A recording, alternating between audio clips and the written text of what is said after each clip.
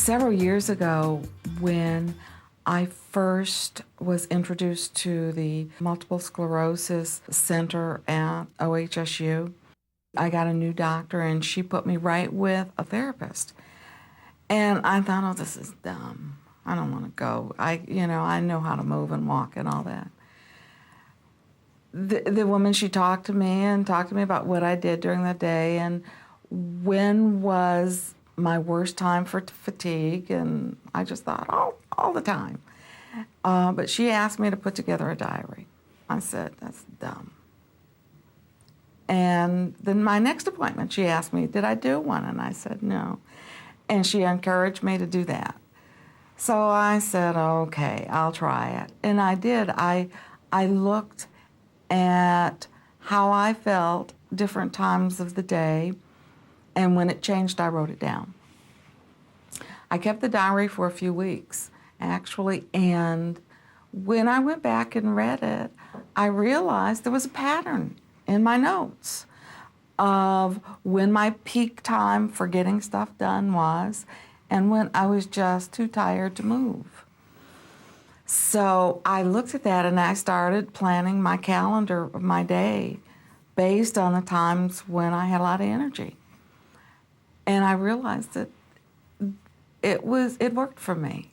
It worked for me, and I never thought that something as simple as keeping track of how I felt during the day would make that much difference. An activity diary is a very useful tool, and generally I ask people to keep an activity diary for 3 to 4 days in a row, and during periods where they're doing regular activities.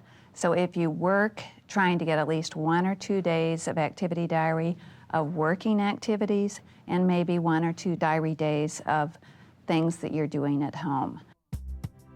We all have habits, we all have ways that we've done things, and we tend to just go on doing them.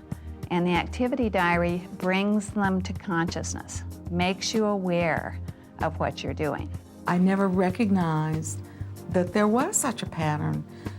And I would keep pushing and pushing. It didn't matter how tired I was. And sometimes I'd walk in my house after a day of work, and I was just ready to collapse.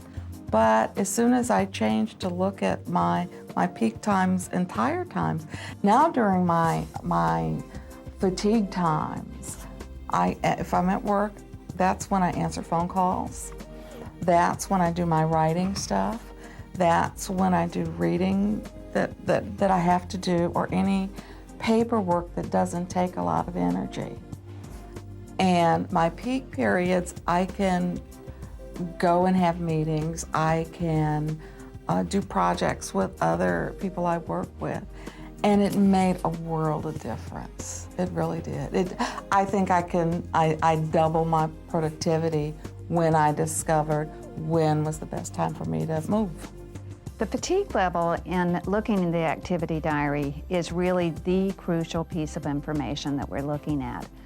And although people know, for instance, that I'm usually more tired in the afternoon than I am in the morning, they often don't really know the finer points of how that fatigue is varying during the day.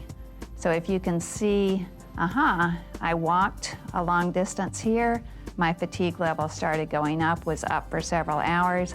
You can start seeing the relationship between a particular activity or an environment, for instance, maybe a hot environment that you're regularly in, and that fatigue level going up with that environment. That gives you a clue as to something you might